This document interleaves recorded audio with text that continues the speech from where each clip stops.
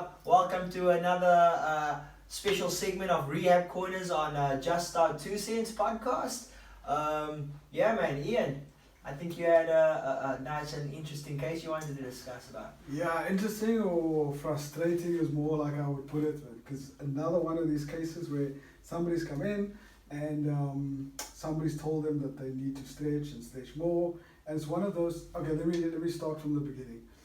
Let me sketch you a little bit of a picture here. So this person is 12 years old, and they're doing a sport that requires, or traditionally requires, a lot of flexibility, or so-called flexibility.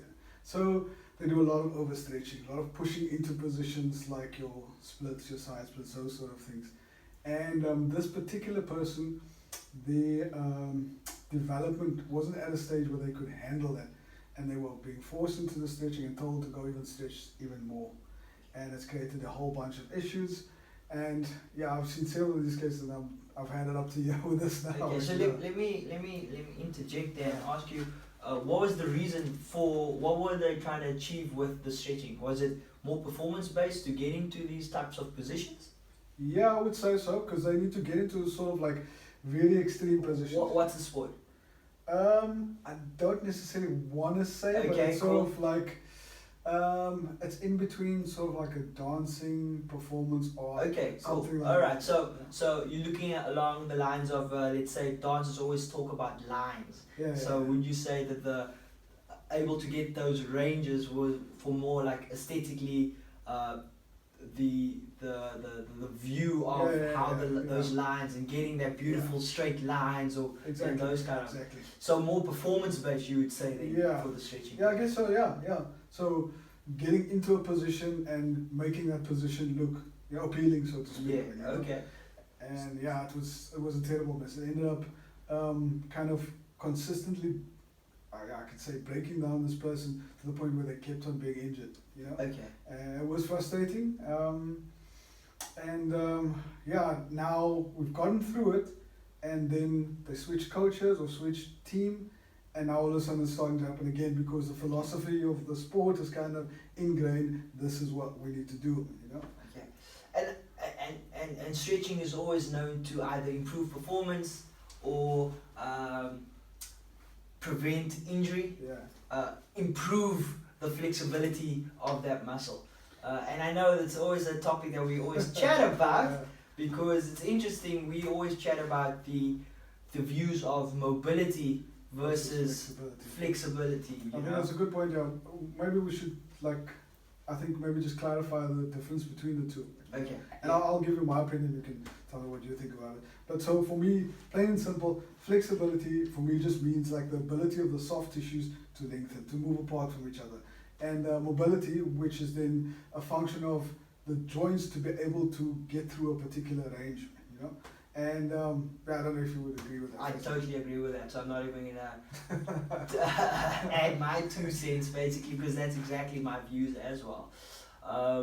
So a big part of people with flexibility or the talk of flexibility is stretching. Yeah. They always say, oh, you want better flexibility, you need to stretch. So I would say let's chat about stretching. Let's chat about the views.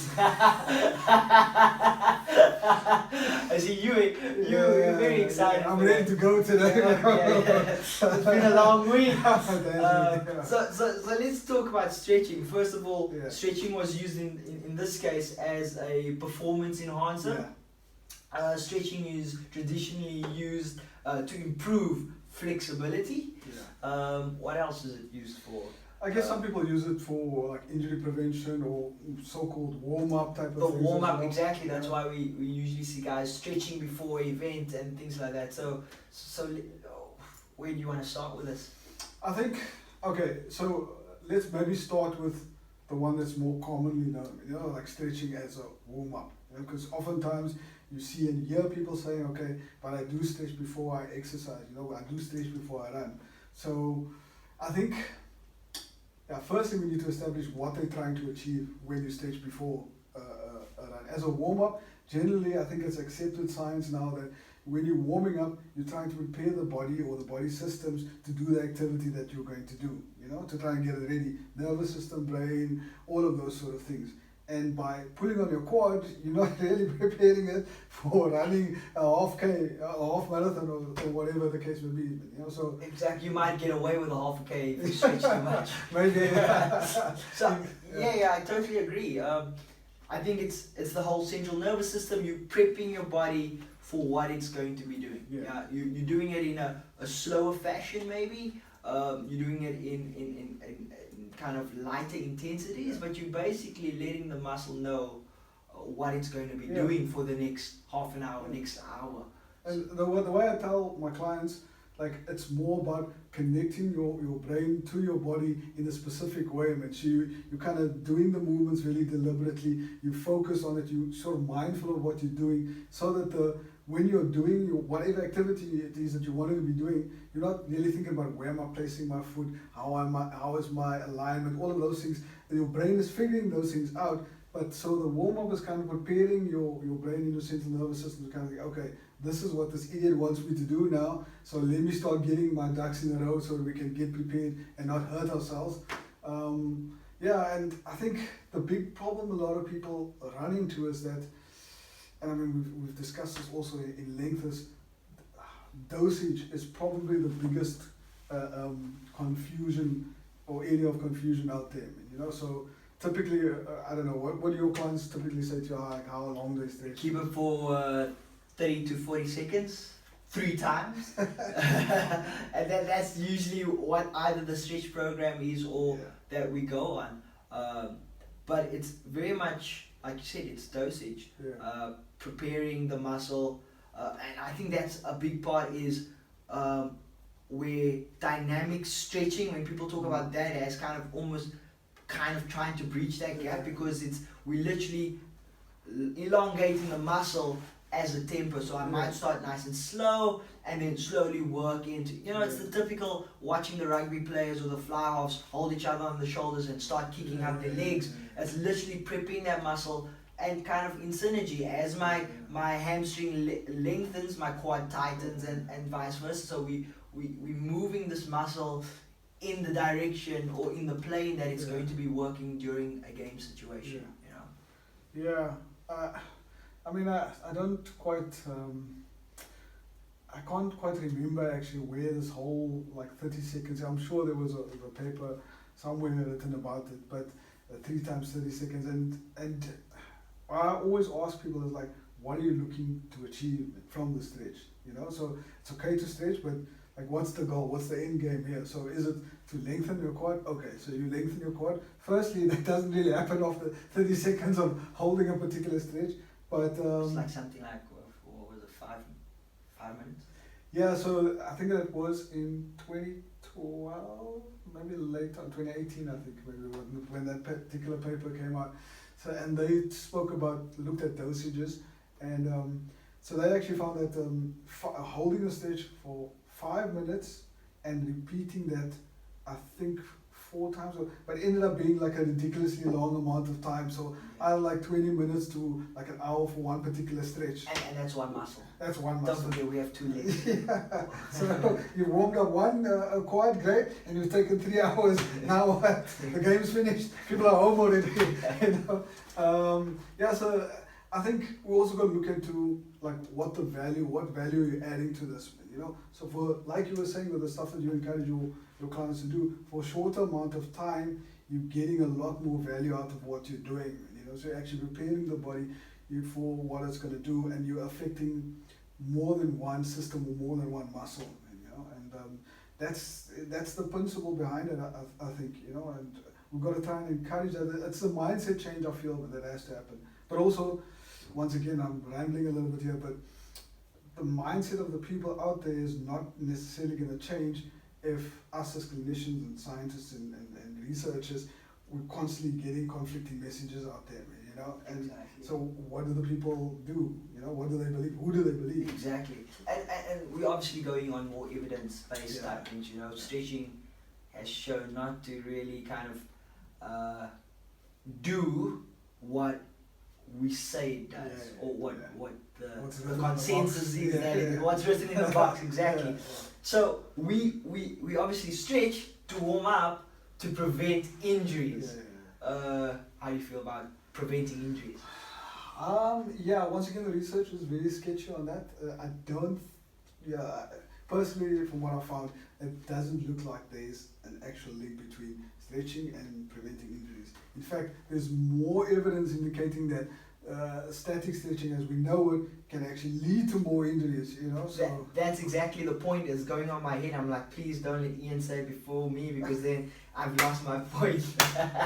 Okay, over to you. Thank you, Ian. So, exactly, so like, we chatted about this earlier in one of the rehab corners, is if I lengthen a muscle, I actually take away that ability to fire, to attract, you know. So if I'm lengthening this quad or I'm lengthening this glute in a piriformis or glute stretch, it's less likely to fire when I need it to fire, because I've taken away that firing ability by lengthening it. Because we know that a lengthened muscle for a prolonged period of time becomes a weaker muscle. Obviously, in the case of stretching, it's not that prolonged like in a normal kind of habits during the day. But I'm taking, you get what I'm saying? It's taking away that ability to fire when it's needed. Okay. So let me throw you a couple of curveballs. Okay, so first curveball is you stretch the muscle, right? Or you were going to stretch the muscle. Why were you going to stretch the muscle? So I'm assuming it was tight. And it feels good. Feels good. So the second curveball is, why is it tight? Why do you think? Well, why I think it's tight and why people think it's tight is probably a different reason, you know. So we've got to educate them. Yeah. So I have this opinion, and I don't know if you share this. I have this opinion that muscle is tight for a reason. It either does not want my joint to move in those ranges, and its way of telling me, don't move in that ranges. I'm not ready to move in that range. So why am I forcing it now to move in that range? Because I have this this theory that we have in the tendon. We have these receptors called the Golgi tendons that tell us we've gone too far. So what the brain then tells, or the central nervous system then relays to these receptors that, okay, we've gone too far, let's contract this muscle. So when I have a tight muscle, it's my brain telling me there's something up, you know, we better look into this. Now I'm stretching and I'm taking it past this range. So all I'm doing is telling my brain that I'm going further into danger. So my brain's going to tell that muscle, okay, now we need to pull even more. So I'm actually tightening the tight muscle by trying to stretch it through these ranges, you know. So if I do, and look, I find myself having to sometimes give patients a form of static stretching, but I'll be like, you know, just 5 seconds in, move it out. So I'm actually more dynamic wise, we're moving through this motion. And I always say, if pain or discomfort is a door, we knock on it, we never go through it. So we're not forcing it past the range where it's actually wanting to protect me. So in essence, I'm tricking the brain to say, listen here, it's safe to move in the zone. Look at my joints moving, my muscles adapting to this motion. Yeah, so that's I wouldn't stretch. The muscle is tight because something's up, you know, not because that is the problem. That it's actually a protective mechanism. So essentially, your after all that waffling, that's what I was about. But I get exactly what you're saying, and so obviously now the skeptics or even devil's advocate in me is going to say to you, yeah, but isn't that what you guys do, a version of stretching when you do soft tissue mobilization? True, that is the way, but that is exactly kind of what we do, but we do it in, I would say, more mechanoreceptors kind of method. We actually eliciting a fire response from skeletal structures, and theory says, is it sarcomere? Sarcomeres. So basically saying that when I'm creating a what's the word I'm looking for, like a localized twitch or trigger in that area, the muscle then tends to fall back into its resting length. But however, when we do soft tissue massage, or at least that's I believe that what we do, when I release, I've taken away something, I need to replace that. So I need to, through good diagnosis, I need to say, okay, your quad's overactive or your hamstring's overactive because your glute med is not being able to stabilize your pelvis well enough. So now the connection from the quad to the hamstring, it's going to be trying to do a bit of that job. So it's tightening up to kind of create a static kind of stabilizer. So yes, I need to release this to get the length a bit better, but you're not going out here until we start to get that glute med firing. So that would be my approach. So yes, it might essentially do the same thing because the mechanoreceptors are firing in both circumstances because there's tension through the muscle. But I'm not just leaving you with that stretch or that release. We're getting something to fire after. So what we take away, we need to give back in some form. Yeah, and that's kind of the principle that I also apply all the time. I mean, I also tell some of my clients that, you know, the way it differs is that usually when you stretch, you're taking the two opposing ends of a particular muscle or tendon complex, and then you're moving it further apart. That's how you create length. So when we do it with soft tissue mobilizations, usually, and sometimes there is differs, but usually that particular soft tissue structure is in a short and relaxed position, number one. So you're not having the internal tension of that particular soft tissue structure spiking already, because there's tension on it when you try and pull it. So what I tell them is, like, if they imagine sort of like a washing line, a taut washing line kind of scenario. So the two poles on either end, and the washing line in the center. When you try and stretch traditionally or actively or passively, you try and pull the poles apart from each other.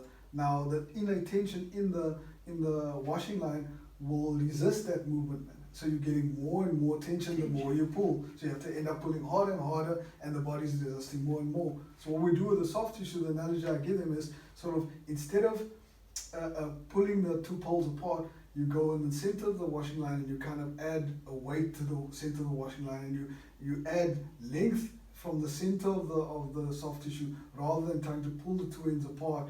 Because in this essence now you're bringing the two poles together, but you're creating length in the soft tissue. And then once again, starting that up with the exercise afterwards. Yeah, you know? I think I'm gonna steal that. Go ahead, man. I'll only charge you a little bit. So, I think one of the final points I want to ask you, coming back to your case that you had, performance-based. Yeah. Stretching for performance-based. Where's your stance on stretching for performance-based? Does stretching make me better? And this is what I've said to a lot of people. Once again, this is just all feelings, just all my opinion. There's some scientific fact in there, but what I would say to people is, like, if stretching forms part of a ritual, if it makes you feel good up here, it's not necessarily going to have an effect down here, but if it makes you feel good here, if it makes you feel ready, if it makes you feel relaxed, if it makes you feel prepared to do something, then by all means do it, you know. But it's what the expected goal is. I'm not going to advocate to somebody that stretching your quad is going to make you run faster. In essence, that's actually quite the opposite. Study on that, hey? There's a study on that. Yeah. The study says that the sprinter that didn't stretch performed better than the sprinter that did stretch, which is kind of comes back to the whole part that the muscle wasn't firing because they lengthened that tissue. So the guy that didn't stretch just kind of went through the motions of performing out of the blocks and then running, performed better than the sprinter, and obviously performance would mean he beat the guy that was stretching. And it just makes logical sense, but like, even if you look at it like a spring, if you take the spring and you uncoil it, obviously it's not going to have as much explosive effect as if you just keep it compressed for a little bit, and then when it needs to, you will release the spring. It just makes common sense. But like, if I can just go back to this client of mine for a small bit, the thing that irked me was that there was no, and this is a big problem with stretching protocols also, there's no individualization when it comes to stretching. It's like everybody's supposed to get a certain amount of range, so we're going to do it the same way for everybody. And I mean, there were some horrific things going on with this poor person. I want to say male or female because I want to give it away, but I mean, I think you know where I'm heading. And anyway, it's a young adolescent girl, and the thing was, she was going through a particular increased velocity of growth at that particular time, you know. So she was basically like a baby giraffe. You know, she was all floppy. Her long bones were growing really fast, but the ligaments and the muscles couldn't keep up. So her joints were fairly unstable. And at that point in time, everything pointed to her program or her rehabilitation or her conditioning needed to be based around controlling the joints, stabilizing things, so that when the growth has set, then you have more control, because then you can apply the principles of overload to the muscles, because the joints are in more controlled, stable positions. So in effect, what they've done is taken those unstable joints and just pushed past the joint capsules and the ranges, and she ended up having issues for a long time. And now it's quite frustrating actually that she's come back now and changed the team, and now the same issues are rearing ahead. And I'm gonna have to go through the same kind of battle of explaining and trying to reason through these things, right? You know, and people are very resistant to it, I found. It's like something we've read. Stretching's like a religion. You know, everyone does it. Everyone's told to. You know, you got injured because I didn't warm up, and when they mean warm up, they mean I didn't stretch. You know, so hopefully by them coming along and listening to this, you know, something, you know, just sparks in, and the approach to us doing things changes a little bit, or that's at least the hope on them seeing these little chats. Yeah, I mean, that's the purpose behind it. And so once again, I'm throwing a curveball. If you could sum up your advice to a client in like one sentence, what would you say to them about stretching? Doesn't work. Well, that's the hard answer. Doesn't work. Okay. Evidence shows that it's not as effective as us actually preparing the muscle, the joint, the brain for the activity that it's about to do. So, you know, like things like P&F movements, that's actually awesome kind of movements. If we're thinking of moving through the joint capsule, different movements, obviously that has to be taken into different sports. Individualizing those programs are so important, individualizing it for the person's injury, you know. So sorry, I'm waffling on. So in like one sentence, I would say, listen here, it's not just stretching that particular muscle, but actually the entire sling pattern together with that neuromuscular kind of input for what you're about to do. We're preparing the body for what it's about to do.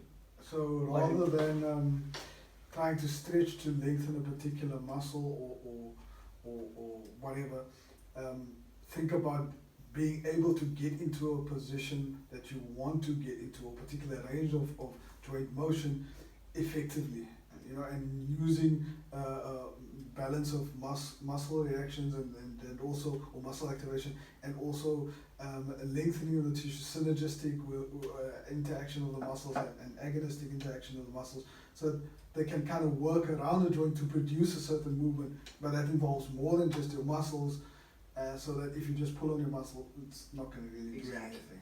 Easiest way to explain to someone that's especially an athlete is, in which sport do I hold my arm across my body for 45 seconds?